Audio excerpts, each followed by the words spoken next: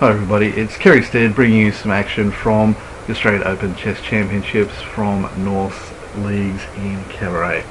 This video is going to look at the action from round 11 of the tournament, but before we get to the action itself, we'd like to once again thank our sponsors, Hancock Prospecting, North Leagues, Ridges North Sydney, Australian Chess Enterprises and Chess Discount Sales. Turning to the games now from round 11, we're going to start with the top order clash between Bobby Cheng and Moulton Lee.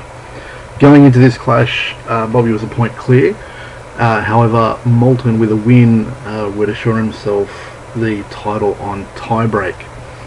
So started off with Bobby obviously playing white and d4, and started off with a fairly standard King's Indian. And h3, a move that seemed to be fairly popular this tournament, rather than a sameish sort of f3 idea, playing h3 and then allowing the knight to come to f3 without worrying about bishop g4. Black castles, bishop g5, c5, striking back at the centre and closing the centre with d5.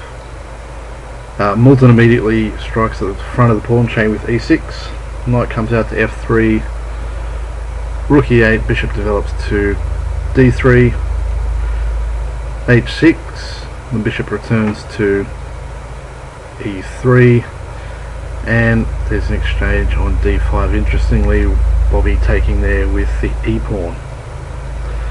Knight out to h5, and Bobby castles, and now a thematic move, although normally you'd see this in a position where you do have the e-pawns on the board, f5, and f4 will be a good launching point for an attack if Moulton's able to play it. Rook e1 from Bobby, rook back to f8 to support that f-pawn advance, bishop back to d2, just taking some of the point away from it, and obviously now if the pawn on f5 moves forward, the g6 pawn's on, so the knight d7, bishop e2, knight comes back to f6 and the bishop returns to d3. A draw wins him the title outright, so Bobby's happy to take a draw in this position. Knight e5, interesting idea here by Moulton. He's happy to give up a pawn for some pressure, which Bobby decides to take, and then rook takes e5. Very interesting follow-up here after the logical knight e4 hitting the rook. It seems like we might have to have Bobby return the exchange with maybe a rook takes e4 or something of that nature. However, here he plays a very nice move, pawn to f4. So if the bishop takes the pawn on e5, obviously Bobby's going to recapture with the f-pawn and have those two menacing pawns on d5 and e5 coming down the board, protected past pawns. Combined with the bishop pair, is going to make for a difficult job for Moulton to actually hold that position. So instead, Moulton decided to play knight takes d2 and offer draw, which Bobby was happy to accept. So with that, Bobby Cheng became the 2013 Australian Open champion and the youngest Australian Open champion in the history of the event.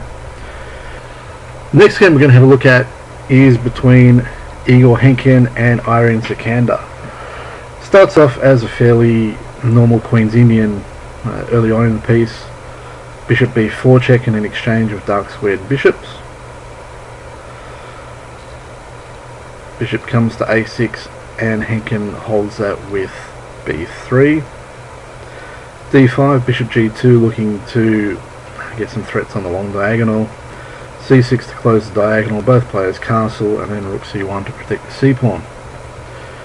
Knight d7, a4 gaining some space, c5 hitting back at the centre, e3 just looking to keep those pawns in place there on d4.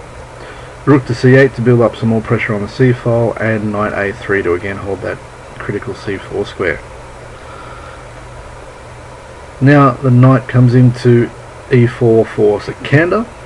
Queen goes across to b2 and the bishop drops back to b7.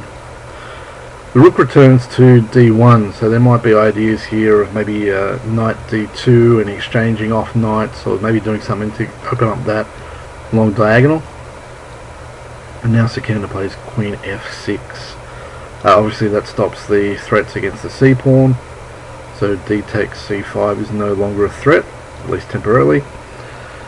And Henkin plays knight e5, so we have actually a fairly symmetrical looking pawn structure. The only difference is obviously being the a pawns and the g pawn and the position of the bishops. The rook returns to d8 for Sikander, and then f3 getting the knight out of that e4 square. Knight returns to d6, knight comes into b5 to threaten an exchange, and the knight declines that exchange and goes to f5, hitting the e pawn. Knight g4, both defending the pawn and attacking the queen. The queen drops back to e7, and now finally we have some exchanges in the centre with d takes c5.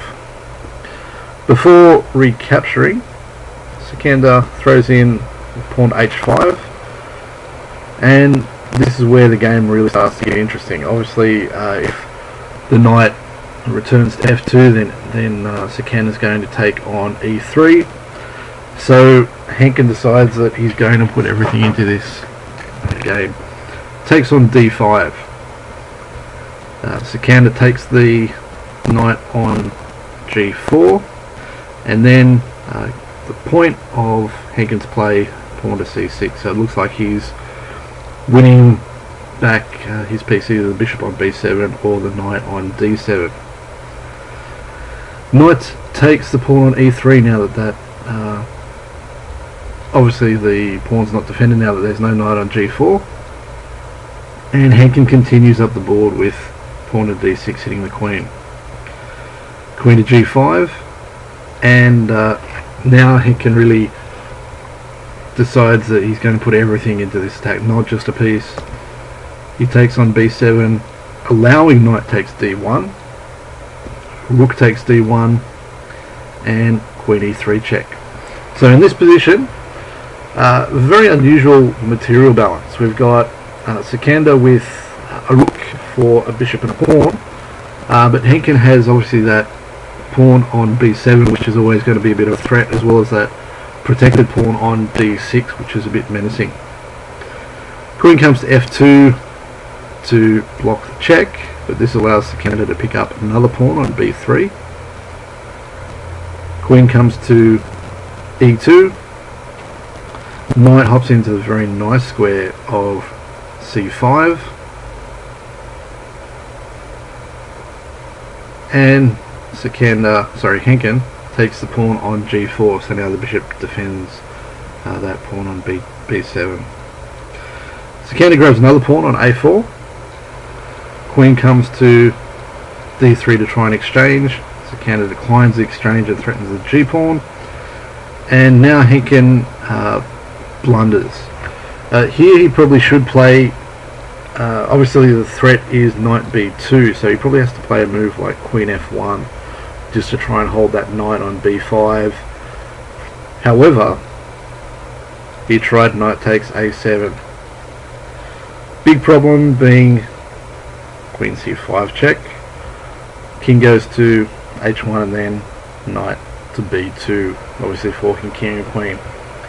So again, Henkin's really struggling at this point. Queen e2, Sikander takes the exchange, and then captures that menacing pawn on d6. Queen f1. So from here it looks like Sikander really only has the pawn on b7 as a trump in the position. She's two exchanges ahead with a passed b pawn. You'd think it would be fairly easy. However, Henkin really did put up a very good fight from here. Sikander doubled on d-file, bishop f3 to stop the rook coming down to d1, pawn e5, h4 giving the king some space, and pawn to e4 hitting the bishop. Now the rook swings around to the f-file, queen goes to g1, and rather than exchanging where maybe that pawn on b7 could become a problem. There might be ideas of maybe bishop a6 and at the right time a knight c6 if the rook ever leaves the 6th rank. So there's still threats for Henkin if Sikander's not careful, but she decides to play e3, which is another very nice move. Knight comes to c8, threatening obviously now to promote the pawn, and here Sikander missed a pretty clear win. Rook f2 would have been the very nice finish. Obviously we're threatening a check on the diagonal, so there's no time to promote, and it's pretty much impossible to stop that threat of playing either queen d5 or queen c6. So you pretty much have to take the rook, and then again we're still threatening a very nasty check or even rook d1. So we're threatening both queen c6, we're threatening rook d1 as well as maybe promoting the pawn and picking up some material as well, or maybe even just taking on c8. So king g2, queen e5 just to stop that pawn promoting, and then simply rook d2 is going to be winning for Sikander. However, after knight c8 she did panic a little bit, and she played rook takes c8. Not in itself a bad move, she still definitely has an advantage in the position, but obviously nowhere near as clear as rook f2. Henkin obviously takes the material and then takes on e3, so now it's just one exchange down rather than being two. However, many of the trumps that Henkin may have had with that pawn on b7 are now no longer there. Queen c6 check, king goes to g1, and then the queen comes to c5 looking to exchange queens and use that pawn on the opposite side of the board combined with the rook to hopefully win the game. So the queens are exchanged and then pawn to g5. The rook comes to e6, king f2, king f8, and it looks like it's going to be a fairly technical job here for Sikander, simply bringing the king up to support the pawn, push the pawn, and it looks fairly straightforward. However, turns out to be far from the case. g4, so Henkin actually starts getting some those kingside pawns of his rolling. g6, rook comes to e5, looks like a fantastic square for the rook, keeps the king out, as well as obviously being on a black square, it can't be threatened by the bishop. Pawn to h5, king d6, bishop c4, and rook g5 seems like a bit of a unusual move. However, there were threats to play h6, so Henkin had the option here, if instead of playing a move like rook g5 played some other move, there might have been a time at the right moment to play h6. And obviously if you take the pawn on h6, then g7 and g8 with the bishop guarding g8 is going to be rather annoying. But here, if the pawn ever goes to h6, simply rook takes g6, and that kills off any of the play for white. So king f4. So Henkin definitely is fighting here. King goes to c6. Bishop comes into e6, possibly trying to trap the rook with a bishop f5 maneuver. King comes to b5. Bishop comes to f5, and the king decides to go back to c6. Seems a bit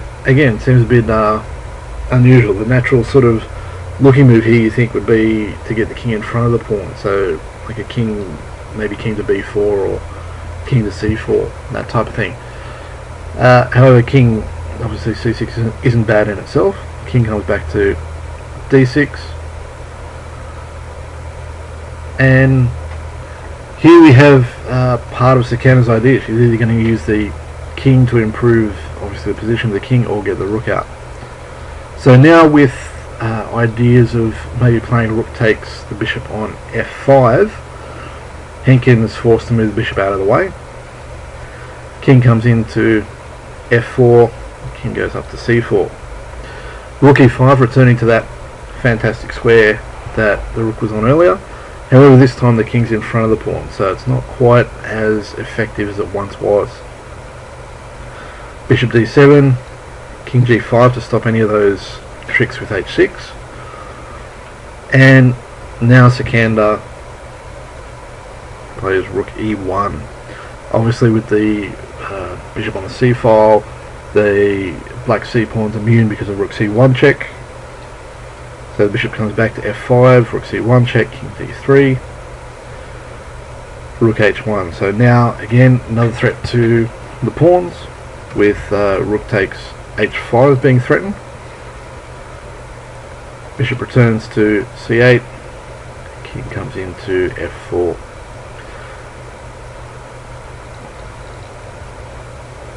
This time the king goes back to e5,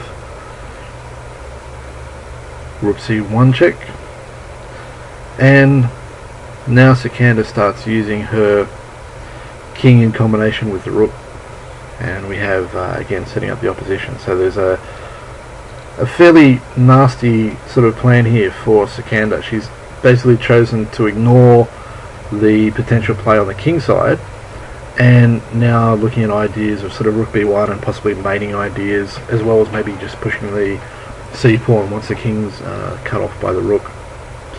So here Henkin tries his one trick in the position h6. Obviously if pawn takes g7 and there's no way to stop the pawn from queening, so rook b1 check, forcing the king to the a file, and c3, and Sikander just has enough time. Bishop f5 hitting the rook, rook comes back to b8, pawn to h7, so now the rook's obviously going to stop the pawn coming to h8 and promoting. King comes to e3, king comes up to a4, king comes into d2 to protect the c2 square. We have to give up the bishop for the pawn, and just in time, king d3, and then rook h8, simply stopping that pawn. And now we can see Sikander's pawn. She's simply going to come across and pick up the g pawns and win the game in fairly simple fashion. And then the final move here, we're just going to play king g5, take the pawn on g6, and then follow up with rook takes h7. So very, very nice game there by Sikander. Bit of a disappointing finish there for Eagle Henkin to only finish on 7.5 as the top seed. However, obviously a nice win for Sikander. Another game that was very interesting was a fight second place between Max Illingworth and Andrew Brown. Very, very long game and a complicated ending, which probably should have been drawn, but with both players playing for the win, anything was really possible. So here we have Illingworth playing white, choosing a fairly quiet system against Brown's Sicilian, bearing in mind that both players need to win. However, Max is half a point in front at this stage going into the game. So b4 after castling on opposite sides, obviously looking to open up the game immediately. Illingworth swings the rook to back to a1, king comes up to defend, and the other rook comes over to the b file. Brown counters with pawn to f5, obviously threatening pawn to f4 to trap the bishop, so f3, c5, c3 to try and open up some lines. Knight comes back to b8, takes on d3, and now the rook comes into the game with rook takes d3. Queen comes across to a2, and Brown decides to grab the b pawn. So at the moment he's 2 pawns up, but his king definitely looks far less safe than Illingworth's. Knight f1 to protect the bishop, doubling rooks on the d file, and now Max decides that he's going to put everything into this attack. He sacrifices the bishop on b6, which Brown accepts, follows up with queen a5, queen a4, and then rook takes b4. So we can see where Illingworth looking for an attack with open lines. Queen c5 check, King goes to h2, then rook d1, obviously preventing rook c1 and looking to exchange some pieces off. We're also threatening the knight on e2. Obviously if you exchange twice on d1, that's going to leave the rook unprotected on b4. So rook a2, very bold play by Illingworth here, but obviously with knight c2 threatened, needs to do something, so knight comes to c6 to block the c file, rook c2, and now Brown decides that he's going to give up the queen. He plays queen takes c2. After taking with the queen, bishop takes e2. The point in part being that if queen takes, the rook can come into we've obviously got the rooks doubled on the d file. The bishop can come back to f8 and come back into the game, so plenty of play for Brown. He's actually got two bishops and a rook for the queen at this stage. Obviously it would just be a bishop and a rook if he were to take, but Illingworth throws in a very nice move, knight e3. Rook comes to d2, hitting the queen. The queen returns to c5.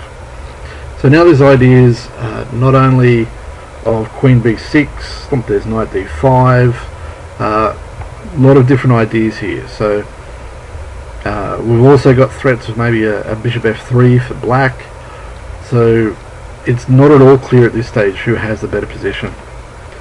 Here Brown tried bishop f8, which might not be the best move in the position. This allowed queen b6, king d7, queen b7, and the knight on c6 falls. Blocks with the rook, queen c2, bishop back to d3, another check. The knight now comes in, checks on d5, and again we have another sacrifice here. Fortunately for Max, he can simply take that knight on d5 because the bishop attacks the other rook on b4. So number of exchanges and those pawns for black become dangerous. So he threw in rook b6 check, but the rook just simply came back and blocked. But this meant that the bishop on d3 was not protected. So queen takes the bishop on d3 rather than taking on b3, which allows queen takes d8 check with another fork, bishop e7, queen comes back to b1, and now the rooks are exchanged on b6 and rook d6. So here we have a queen for a rook and bishop. Interesting sort of material balance, with black's king a bit more active but a little bit more open. So the queen comes back to b3, pawn to f4, very nice little move, blocking in the white king somewhat. Queen c3, queen d4, trying to improve the position of the rook. Bishop comes to b4 to hit the queen, check, blocks with the rook, and now Brown's able to throw in pawn takes on g3, and then bishop e1 check. King comes back to g2, the rook checks on d2, and then the bishop comes back to g3 to solidify that e5 pawn. Now the interesting point is that it's actually very difficult, at least on the surface, with the king cut off on the back rank, for white to make much progress. So we see a series of moves where essentially not a lot happens, a bit of shuffling of pieces. Obviously if the queen is exchanged for the bishop and a rook, it's most likely a drawn ending, but it's probably going to be slightly better for black if anything because of the king position. So neither player wants a draw, and they're happy to keep playing on in this position for quite a while.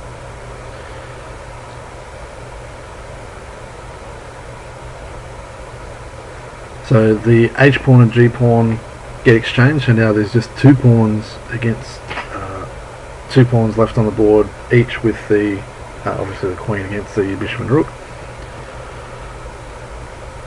And again, it looks like with the king cut off on the first rank and the black king cut off on the second rank, that it really is going to be a draw most likely. But they kept playing on. Illingworth started some checks, and Brown decided to run his king up the board, which really seems like obviously the best attempt at a winning try. Obviously knowing that a draw really doesn't help him. However, as it turned out, Brown made himself a pretty horrible blunder in this position. Here, Illingworth does actually have a threat, which Brown obviously didn't see, and he played the fairly calm, fairly nondescript move, King D2. The problem is it allows Queen takes F4 check. After the pawn's taken, we take the rook. We see the problem that the E pawn now can't be stopped, so Max simply ran the E pawn up the board, and it's game over. And with that win, Illingworth actually went on to share second place in the tournament. So very, very lucky in the end. If Brown just sort of continues to shuffle with the rook, everything's very much under control. Nobody really makes any progress, and Brown really should be the only one with any sort of winning chances. Illingworth had one trick, and unfortunately for Brown, he fell for it. And our final game to conclude, this is a game that decided one of the rating division prizes between Jack Puccini from Melbourne and Sydney's Adrian Cech.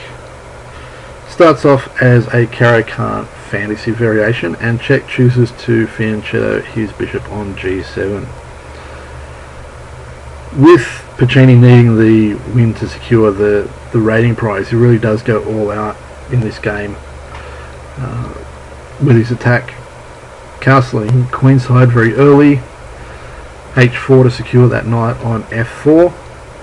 Cech's playing some fairly sort of standard Caro-Kann type moves.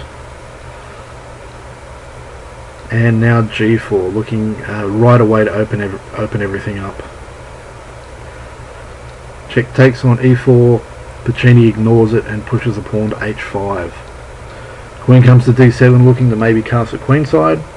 Puccini takes on G6 and exchanges, swaps off the rooks, and brings the bishop to G5 before recapturing on E4. So this leaves the black king in the centre.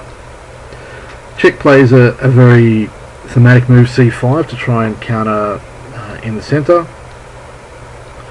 Queen now comes to F4. So there's multiple ideas here. We're looking to maybe just capture the pawn on E4. Obviously, if the bishop takes, then there's a pin on the D file as well, so there's going to be issues there for black. He decided to play bishop takes D4 rather than taking on E4 immediately. Puccini, interesting move, through in rook F1, obviously threatening mate on F8. Trouble for Cech here is that it's actually a very difficult mate to stop with the king being cut off as it is. So queen comes to G7 to try and stop the mate. Knight to B5, obviously threatening knight takes knight with bad stuff to follow up.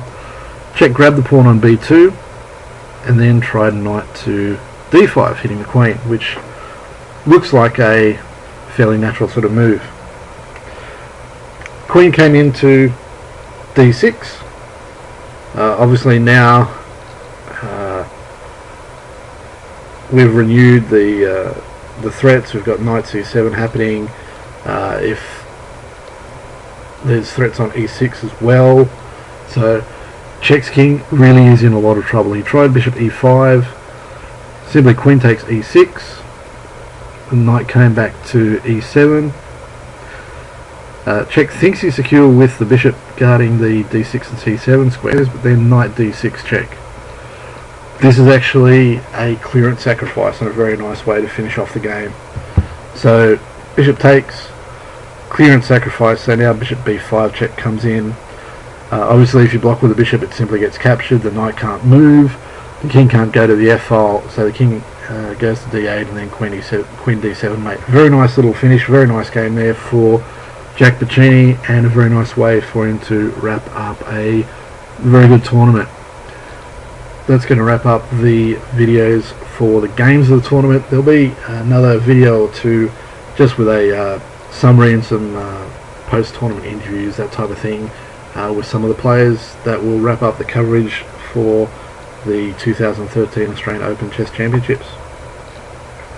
Of course, if you're unable to make it to the tournament itself, the best place to follow the action is on the official tournament website. You can see the links there.